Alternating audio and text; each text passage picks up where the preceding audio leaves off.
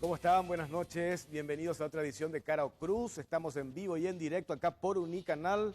20 y 59. 20 y 50, no, 21 minutos. 21. Acordate que desde que tengo estos anteojos tengo una precisión única. Muy buena tu camisa, combina con tu anteojo, por eso le hiciste el color, ¿verdad? Claro. Sí, el otro día le estaba mirando, entre paréntesis, Leti, vi que, ¿cómo es? Pedro Gulliari tiene el mismísimo color. Sí, Y la verdad, exactamente. el ¿Quién rojo acá, compró primero? Yo. Él vino después de sus vacaciones. Quiero presentarles a una nueva presentadora de nuestro equipo. ¿Quién es? Ñadeló Me va a Peralta. hinchar. Sabía que me iba a decir Ñadeló eso. Peralta. ¿Qué tal Ñadeló?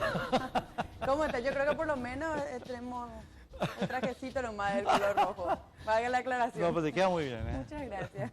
Se puede pasar ya como una pro mujer. Representante Sí, como una de la ANR. exponente de la ANR. Y como siempre la camisa que lucimos, Enrique de Fideli, Sí, Legión señor. Civil Extranjera, esquina Las Perlas, impecable las camisas de Fideli. Y dos cosas, vos tenés un tema más. Sí. Estamos contentos, ganó Olimpia ayer, Estamos- apenitas pero ganamos. No, 1-0. pero nos anularon un gol. Claro, insiste, está mirando los tweets de Marco Robato, insiste, el tecnología ya. Hace referencia, no es para culparle al línea porque fue un juego rápido, pero evidentemente puede equivocarse en línea, era Saldívar en línea. Y la jugada era muy rápida, pero no fue offside, era un gol cantado de Salgueiro. ¿verdad? Golazo. Entonces, ¿qué dice Trovato con el hashtag Claro. tecnología ya? Sí, es cuestión de poner, como, o sea, simplemente para repetir la idea que la dijo aquí mismo en un Cara o Cruz, ¿verdad? Es poner un árbitro con la pantalla de televisión y punto. Y tiene el comunicador y chao, Claro. ¿no? Acá ¿Y no ¿Tiene puede- alguna duda? Consulta. Por y- favor, o sea, hicieron tantas bobadas los muchachos. Por ejemplo, esos árbitros detrás de los arcos, ¿qué pasó con ellos? Claro. ¿Me entendés? Por decirte. Y me permitís enganchar ahí con lo que yo te quería decir. ¿Cuál es? No, Tiene que ver con el fútbol. tiene que ver con el fútbol, pero yo no sé si es... quiero hablar un ratito, claro, los que van a la cancha, quiero hablar un ratito, Jorge, del tema que ocurrió ayer entre grupos de simpatizantes de Luque y de simpatizantes de Cerro. Y sinceramente creo que esta vez el presidente de Cerro tiene toda la razón del mundo. Acá pasó lo siguiente, un grupo de chanchuligans, ¿cómo se llama? Chancholigans, ¿cómo Sí. se autodenominan? Muy apropiadamente chanchos. A balazo, a balazo. Y lo que el presidente de Cerro dice es, para mí, de sentido común puro. Chicos, ¿dónde estaba la policía? ¿Dónde está la policía para prevenir? No es lo ya para reprimir, no, para prevenir. La policía no estaba. Por supuesto llegaron tarde, llegaron ya cuando había 6 heridos. Yo no sé, no se murió nadie porque no tienen puntería. Pero esto no puede continuar. Pero ¿sabes lo que no puede continuar, Jorge? Y me disculpan esto. Lo que no puede continuar es la incompetencia de la policía. ¿Entendés? Y lo peor del caso es que la policía, en vez de asumir y simplemente pedirle al comisario que se retire, que se vaya, tratando de justificar la inoperancia, ¿entendés? Entre paréntesis, me estaba mostrando hace rato recién el video. Está todo registrado. Sí, lo que está- sucedió. exacto. Totalmente registrado. Entonces, no. ¿Dónde estaba la policía? O sea, pregunta, así nomás, ¿dónde estaba? No estaba. Porque ellos, artículo 175 de la Constitución, ¿cuál es la tarea de la policía? Hay una listita en el artículo 175 de la Constitución y el principal punto es prevenir los delitos. Prevenir los delitos. Por lo visto, es tan malo el castellano de los señores de la policía que no entienden lo que significa la palabra Claro, prevenir. pero en el ¿entendés? tema, es un tema que podríamos analizarlo incluso y Sí. debatirlo acá en Cara Sí, sí, Cruz, sí. porque yo soy de la teoría de que ser policía tiene que ser una vocación. Vos tenés que desear ser policía por una vocación de servicio a la gente.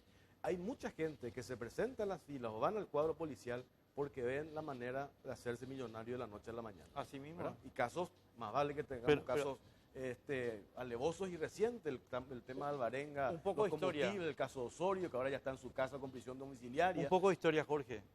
Acá teníamos un problema de falta de efectivos policiales. El señor Nicanor Duarte Fruto, presidente de la República, abrió las puertas de la policía de par en par. Y entraron 15.000 tipos. Entró cualquiera. En Colombia, o en Chile, para vos entrar en el cuadro policial, le investigan hasta tu tatarabuelo. ¿Quiénes son tus amigos? ¿Con quién vivís? ¿Qué haces en el barrio? ¿Qué jugás qué jugaste cuando eras chico? ¿Quiénes eran los perros? Y si no estás en el listado de requerimiento, lo siento. Porque ser policía es tener Y aparte, no sé si a vos te llegaron a contar toda la mafia que existe en el tema de en la escuela de policía, el tema de los exámenes. Supuestamente los exámenes son corregidos por la universidad. Hace poco me pasaron un dato que es para tocarlo en un capítulo aparte que vamos a plantear en producción para hacerlo acá, ese tema en particular. El domingo pasado hablamos del tema de la ineficacia, o la ineficiencia, digo mejor, de la policía. Ellos tenían diagnosticado exactamente acá en el microcentro de Asunción dónde están los delincuentes, pero ellos no hacen absolutamente nada. No, es que no les informo. Dale. Yo me voy con Carlos. Sí, señor. Vamos a tocar uno de los temas acá de Caro Cruz, que tiene que ver con el tema debatido ampliamente esta semana y tiene que ver con el planillerismo. Efectivamente. Buenas noches, Jorge. Buenas noches a toda la teleaudiencia. Pero me parece hoy estás... Hoy te copié el look. Hoy te copié el look. Dije, en este sector tenemos que estar los intelectuales. Ahí está. Y allá quedan los... No, mentira. No, te copié acá quedamos los lindos. ¿Cómo? Acá quedamos los lindos.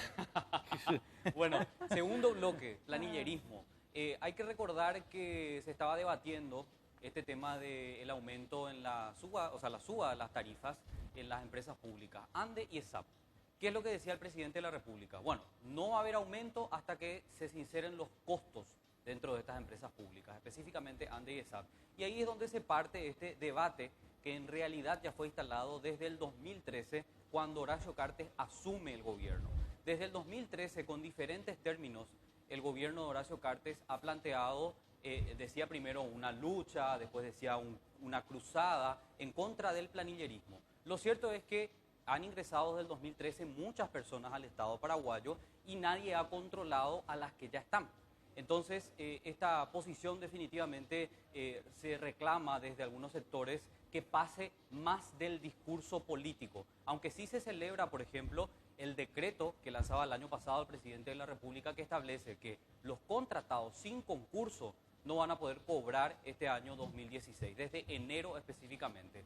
Pero quizás el mensaje político más importante llega este año cuando se reinicia el periodo legislativo. Y es cuando el presidente de la República, a través del ministro de la Función Pública, va a plantear la modificación de la ley de la Función Pública, la 1626. Sobre este tema vamos a hablar en el segundo bloque y justamente Humberto Peralta nos va a acompañar. Bueno, muy bien, muchas gracias, Enrique. Estoy acompañando a Leti.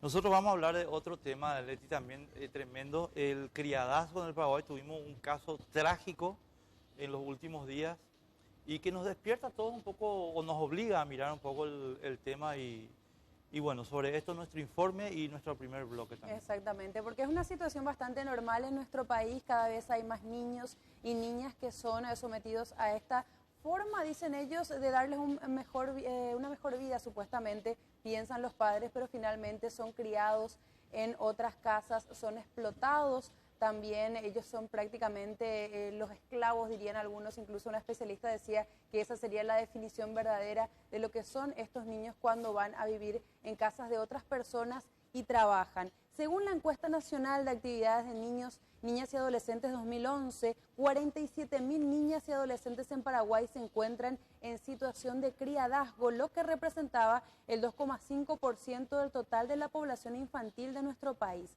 También menciona este informe de las Naciones Unidas que manifiesta su pesar por la muerte de esta niña de 14 años que realizaba tareas domésticas en una casa en el distrito de Vaquería, Caguazú. Y confía también que las autoridades correspondientes van a investigar el hecho y aplicar la ley. Lo que indicaban desde las Naciones Unidas y pedían era que se pueda erradicar el criadazgo en nuestro país. Sostienen que es un triste suceso el fallecimiento de esta adolescente, que también está sumado a otros casos que anteriormente se registraron en nuestro país, donde pese a los esfuerzos de los organismos estatales y de la sociedad civil, persiste la práctica del criadazgo y se lo considera como algo normal y está incluso bien visto usualmente. El trabajo infantil doméstico es una actividad prohibida en Paraguay. El decreto 4951/05 lo define como trabajo infantil peligroso y la ley 5407 del trabajo doméstico inhabilita expresamente a que trabajen personas menores de 18 años. UNICEF recomienda que se pueda tomar acciones concretas para poder también eliminar el criadazgo en nuestro país. 47.000 niños son los que están en esta situación y decían que incluso el 90% de aquellos jóvenes y niños que fueron abusados sexualmente fueron anteriormente también o estuvieron en esta situación de criadazgo. Entonces indicaban que era muy importante tomar acciones concretas lo antes posible para eliminar este problema. Gracias, Leti. Justamente nos vamos a la mesa, Jorge, donde están nuestros invitados para dialogar ya sobre este tema. Le presentamos a Tina Alvarenga, testimonio de criadazgo. Tina Alvarenga, ¿cómo te va? Muy buenas noches, Jorge. Buenas noches a la audiencia. Está con nosotros también Ricardo González de la Secretaría de la Niñez y la Adolescencia. Ricardo, gracias por estar con nosotros. No, por favor, gracias a ustedes por la invitación. Muy buenas noches también a la audiencia. Sí. Y la señora Lourdes Barbosa, ella es especialista en derechos del niño, también fue ministra de la niñez, ¿verdad? Sí.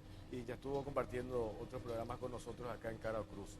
Arrancamos, Enrique, con este tema que fue el disparador, que esto que sucedió en Vaquería, visibiliza nuevamente un tema que nosotros, o sea, yo lo decía el otro día de manera particular, no que estaba superado, pero sí que había como que un monitoreo de parte de la Secretaría de la Niñez en relación al tema criadazgo, Ricardo.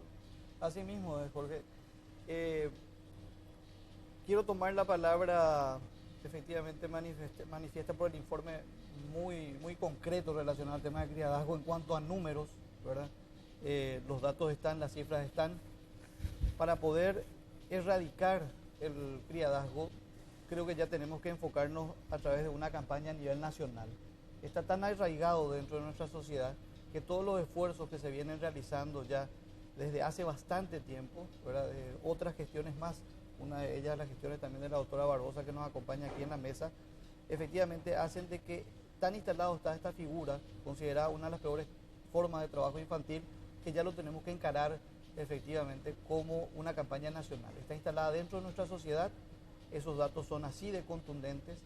El índice relacionado al tema de criadazgo, que después deriva en otro tipo de vulneraciones mucho más graves, como el abuso sexual, que es lo que también manifestaban, es también una de nuestras preocupaciones. Tanto el Estado, la sociedad y la familia son los responsables de poder garantizar ese desarrollo integral de nuestros niños, niñas y adolescentes, y por eso sí llamamos a instar, a denunciar este tipo de casos y también instalar todos los servicios relacionados al tema de denuncia y tomar como una campaña a nivel nacional para la erradicación de esta peor forma de trabajo infantil. Lourdes, yo voy a tomar lo que dice Ricardo, pero simplemente como expresión de una cosa que estamos escuchando desde hace 25 años por lo menos, sin que se haga nada.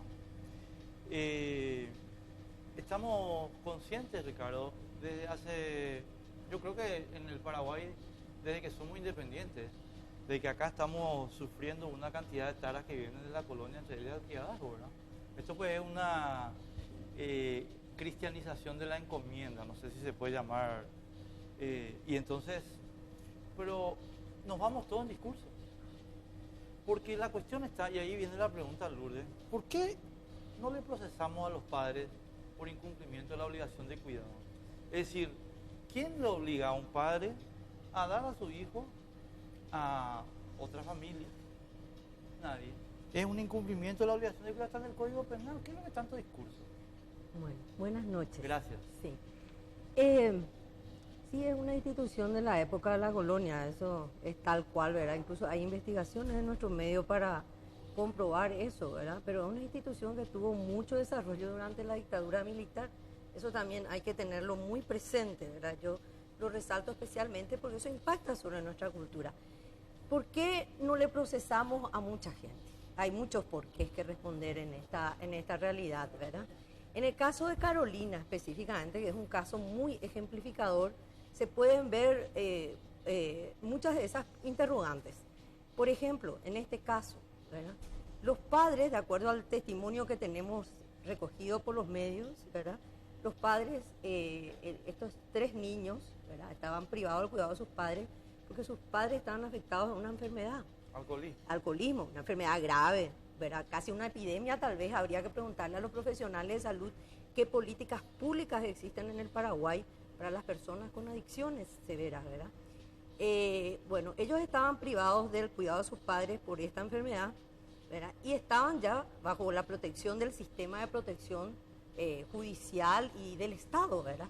Y sin embargo fueron entregados, fue entregada a Carolina, ¿verdad? Separada de sus hermanitos a una familia, ¿verdad? Que no sabemos todavía bajo qué figura exactamente le entregaron. Pero Es decir, cuando qué decido tipo de que estudios entregaron, ¿quién le entregó? hicieron. ¿Los padres o Y quién? nos imaginamos que tuvo que haberle entregado el juzgado, ¿verdad? Porque solamente un juez, ¿verdad?, puede disponer, ¿verdad?, de esa entrega conjuntamente con quienes hayan sido los responsables de esa institución. Y qué perverso, ¿verdad?, el sistema, si uno piensa que, si supongamos, ¿verdad?, que hubiesen sido procesados también los padres, ¿verdad?, pero quienes le procesaban a los padres alguna protección tenían que darla a esos niños. Y quienes tenían que protegerles resulta que le entregaron a sus asesinos, ¿verdad? Y resulta que sus asesinos le mataron lentamente durante años, ¿verdad? Años y años de maltrato, ¿verdad? Y explotación, ¿verdad? Y pareciera como que no se dieron cuenta quienes les entregaron, no hicieron ningún tipo de vigilancia, cuidado, seguimiento, tampoco nadie escuchó, nadie vio. Entonces hay muchas interrogantes que hacernos, ¿verdad? Y quienes escucharon tenían miedo, no querían denunciar porque tenían miedo, porque hay un miedo a la reacción ante la denuncia, un miedo a que las instituciones responsables de recibir las denuncias respondan y efectivamente hagan lo que tienen que hacer, ¿verdad? Y no simplemente exponerse Pero, más. doctora, ¿verdad? esto que estás diciendo, qué increíble en relación al tema de ley de adopción, ¿verdad? En el tema de ley de adopción se tiene que agotar hasta la última instancia en lo que respecta al familiar. Si los padres no quieren a la criatura o no pueden tenerlo, se agota toda la instancia. La abuela, el tío, hasta el último primo hacen el trabajo de ir a buscarle alguien que tenga relación con la familia. ¿Y cómo es que en este caso, por ejemplo, directamente se decide darle ya automáticamente a un extraño? Exactamente, ¿cómo es posible? Y encima tenía 3 años nomás. O sea, con 3 años y encima le separaron de los hermanos. ¿Verdad? O sea, Lourdes, tantas perdóname, interrogantes. después yo voy a preguntarte una cosa, Tina, porque... No, Lourdes, perdóname. El Código Penal tiene 2 funciones, según explican siempre los entendidos del derecho, ¿verdad? La primera función es efectivamente castigar una conducta que la sociedad considera repudiable. Y la segunda función es una función didáctica. El castigo de esta conducta es un disuasivo para que esa conducta no se... ¿Qué tenemos acá? Tenemos 500 años de tradición, que yo te digo, bueno, durante la colonia Vaya y Pase, bueno, era otro régimen, pero tenemos 200 años de república y no le procesamos a los padres que traen hijos al mundo que no pueden sostener. A ver, yo estoy de acuerdo con que el alcoholismo es una adicción, todo bien, pero ¿quién te obliga a tomar? Y si tomás, ¿quién te obliga a embarazarte?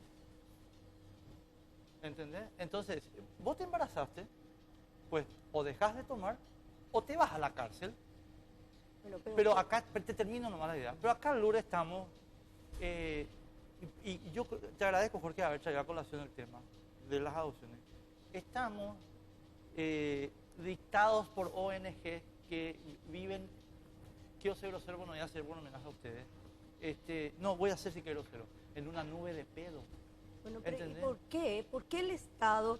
¿Por qué nosotros vamos a estar dictados por ONGs? Te digo sinceramente, ¿verdad? Porque yo no ¿Por entiendo... qué si existe un Estado? Porque hay un Estado fallido, ¿verdad? Esto es un delito o hay no es un opción. delito. Perdóname, Lourdes. ¿Esto es o no es un delito? La omisión del deber de cuidado. Es un delito, Punto. pero hay que... Entonces, ¿dónde está el fiscal? Los tipos penales, además de los objetivos que mencionaba, protegen un determinado bien, ¿verdad? Se establecen tipos penales para proteger un bien en la legislación, ¿verdad? Y en cada caso en particular, el investigador tiene que ver si están los presupuestos de ese caso, ¿verdad? Habría que ver en el momento de esto si estaban dados. Lourdes, te aseguro algo. Perdón. O sea, yo te aseguro algo. Acá no hay ningún fiscal que haya pasado a 500 kilómetros a la redonda de este caso. ¿Entendés? Sí, Pero, doctora, ¿por qué sacás que tuvo que haber sido el juzgado el que decidió otorgarle? Y porque estos niños estaban acá el doctor puede decir también, en un albergue, ¿verdad? En una institución de cuidado. Claro, porque Entonces, este ya si es un ellos caso- estaban en una institución, no es que los padres, porque muchos casos de criadazgo tenemos en el país que los padres mismos han entregado, ¿verdad? Pensando en que, ¿verdad? La hija iba a ir a cambio de casa y comida a tener un pasar mejor. Tina nos puede contar mejor eso, ¿verdad? Pero en este caso en particular de Carolina, ¿verdad? No fueron los padres los que le entregaron, sino fue una institución en donde ella estaba con sus hermanitos para protección. Entonces, ahí directamente tuvo que haber sido, ¿verdad? Ya sea la autoridad de la institución, ¿verdad?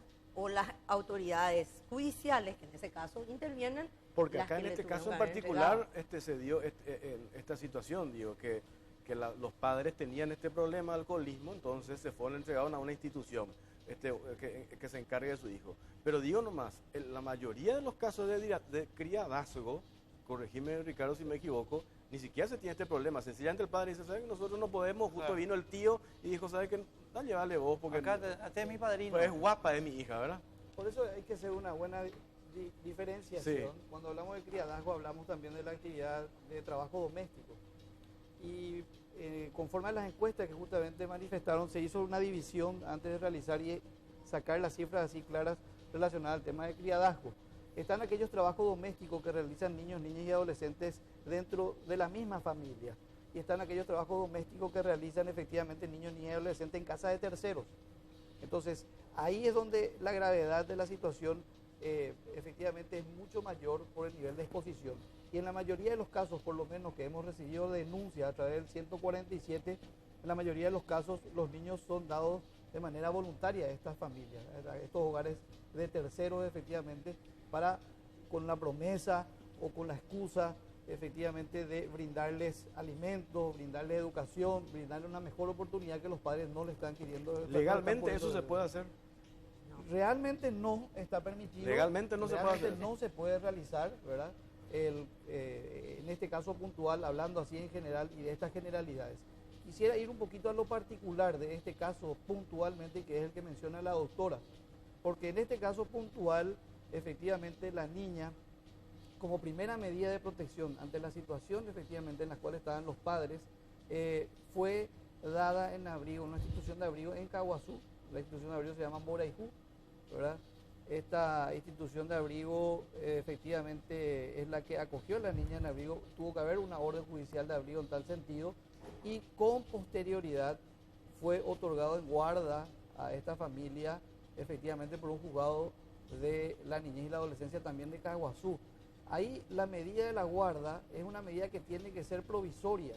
Una medida de guarda no puede durar el tiempo que duró, porque desde el 2007 efectivamente la niña estuvo con esta familia hasta, el desenlace terrible que tenemos que lamentar todos, y el órgano de control y el órgano que ordenó la guarda efectivamente a esta familia es el órgano que tendría que haber hecho el control periódico de esta medida de protección. ¿Y ese órgano es? Se realizó el juzgado de la niñez El y la juzgado de la niñez y la adolescencia. adolescencia. Por Porque eso- en este caso la única figura, a ver, es la ley de adopción entonces, que tendría que haber primado, ¿o no? Porque los padres... Depende. En este caso puntual quedó en una medida de protección, solamente en En una guarda, guarda. que se eternizó hasta que el Vamos a ir. adolescente llegó a los 14 años. Vamos a ir a eso, Y Tina. no hubo un seguimiento efectivamente de ese órgano contralor, que en este caso tiene la obligación de hacerle seguimiento a cada una de las medidas de protección, ¿verdad? En este caso estamos hablando del juzgado. Y hay que ser franco, en este caso puntual el sistema de protección jurisdiccional falló. Yo no te le decía después hizo por qué el falló, mi querido Ricardo. Tina, quiero escuchar tu experiencia y tu posición sobre este asunto. Bueno, estoy escuchando, porque en realidad el criadazgo tiene varias aristas y cuando una persona, como en mi caso, pasó por esa situación y hoy actualmente soy una defensora de los derechos del niño y todo lo que implica el sistema de protección sobre los cuales ya ellos están hablando y yo ya no voy a entrar, pero tengo también mi opinión sobre el tema. En esas aristas que decía, ¿por qué no se le lleva a la cárcel a los padres? Yo ni quisiera que a mi mamá y a mi papá le llevaran a la cárcel. ¿Por qué? Porque en realidad son varias situaciones las que hacen que no siempre es la posibilidad de la educación. Hay situaciones familiares trágicas a veces o difíciles a veces que hacen que los padres tomen estas decisiones tan difíciles. En mi caso estuve casi 8 años viviendo en casa de terceros desde los 10 años y aparte de toda esta cuestión de la explotación laboral, lo más duro en la situación del criadazgo no es luego que tengas que trabajar, porque trabajamos en nuestra casa y más todavía cuando se vive en el interior, los niños desde muy pequeños se van a la chacra a trabajar. Lo más duro es el aislamiento, ¿verdad? Porque estás sola o solo en una casa donde con la promesa de que te están recibiendo como hijo o hija, en realidad te tratan como esclavos, sinceramente, porque no te dan el estatus de hijo. Esclavo es una forma análoga a la esclavitud, dicen los entendidos acá, abogados. ¿Quieren ser suave? Es una forma de esclavitud. Vamos a seguir hablando sobre este tema. Tenemos que hacer el primer corte, Enrique. Vamos a respetar el horario. Perdón. Dale. El primer corte, seguimos sobre este tema. No me enojo. Pues.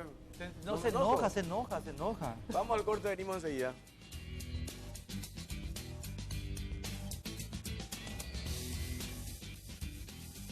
Si sos de los que tiran todo bicho que camina a la parrilla una vez por semana, felicidades. Tenés Pulpa de Asadero. La pulpa es la esencia que nos hace únicos como Pulp. La única gaseosa con fruta para gente con pulpa. Pulp, naturalmente nuestra.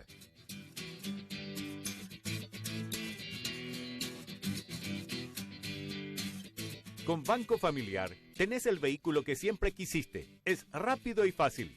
Elegí el auto que más te gusta y pagás solo 24.858 guaraníes por millón. En 60 meses y a sola firma. Informate más llamando al 0800 11 33 22, al asterisco 3322, desde tu celular o ingresando a la web www.familiar.com.py. Banco Familiar, el banco para vos.